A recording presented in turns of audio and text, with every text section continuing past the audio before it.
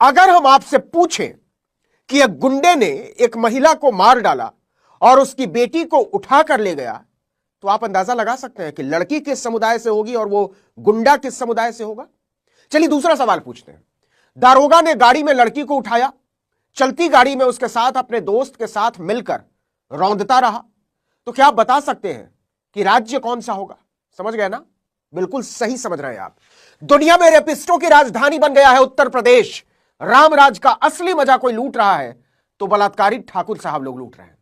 देखिए, उत्तर प्रदेश में कानून व्यवस्था की बत्ती लगा दी है योगी आदित्यनाथ के जात भाई वालों ने। इस बात को कहने में कोई शक नहीं होना चाहिए कि यूपी में ठाकुर होने का मतलब है कुछ भी कर देने की खुली छूट, कानून व्यवस्था को खूंटी पर टांग देने की खुली छूट, लूट लेने की छूट, मार देने की छूट, उठा लेने की छूट, दलितों पिछड़ों को मसल कर फेंक देने की छूट। जानते हैं हम ऐसा क्यों कह रहे हैं? हम ऐसा इसलिए कह रहे हैं कि यूपी के योगी राज में जहां एक तरफ ठाकुरों के सिरमौर ओलंपिक खिलाड़ी से यौन शोषण के आरोपी ब्रजभूषण शरण सिंह गोंडा में अपने जन्मदिन के जश्न में प्रदेश के ठाकुरों की फौज खड़ी करके अपनी शक्ति का प्रदर्शन करते हैं।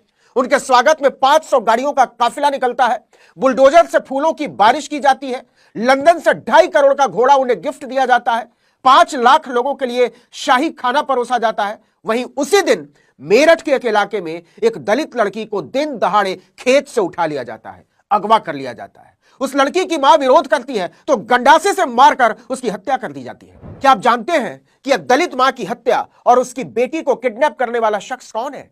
मेरठ के सरधना इलाके का एक ठाकुर साहब। साहब लगाना जरूरी है क्योंकि न लगाने पर ठाकुर योगी के यूपी के बलात्कारी ठाकुर लोग बुरा मान जाते हैं, जैसे ठाकुर कुलदीप सिंह सेंगर। मेरठ में दलित लड़की को उठाए जाने की कहानी उसी सरधना से आई है जहां का ठाकुर संगीत सोम हिंदुओं के उद्धार को लेकर दिन रात दंगाई सोच का इजहार करता घूमता है, लेकिन अब वो बिल में दुबक कर बैठ गया है क्योंकि बोलेगा तो ठाकुर संगीत सोम को बलात्कारी ठाकुर के यारों का झुंड पतलून उतार कर दौड़ा लेगा। तो आरोपों के मुताबिक सरधना का बलात्कारी ठाकुर कपासाड़ गांव का एक आदमी है। इस पूरे इलाके को 24 कहते हैं क्योंकि इसमें ठाकुरों के 24 गांव पड़ते हैं।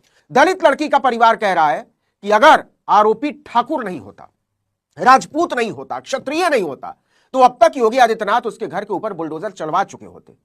योगी आदित्यनाथ की पुलिस सिर्फ ठाकुर होने के नाम पर दलित लड़की के साथ आरोपी ठाकुर लड़की की पुरानी जान पहचान निकाल रही, और दूसरी तरफ जो आरोपी है वो मौज उड़ाता घूम रहा है। पुलिस की हिम्मत नहीं हो रही है योगी ठाकुर के राज में बलात्कारी ठाकुर पर हाथ डालने की। वो कह रही है कि मिल ही नहीं रहा है। दूसरी तरफ इलाके को पुलिस ने छावनी में तब्दील कर दिया है, कोई मिल नहीं सकता पीड़िता से।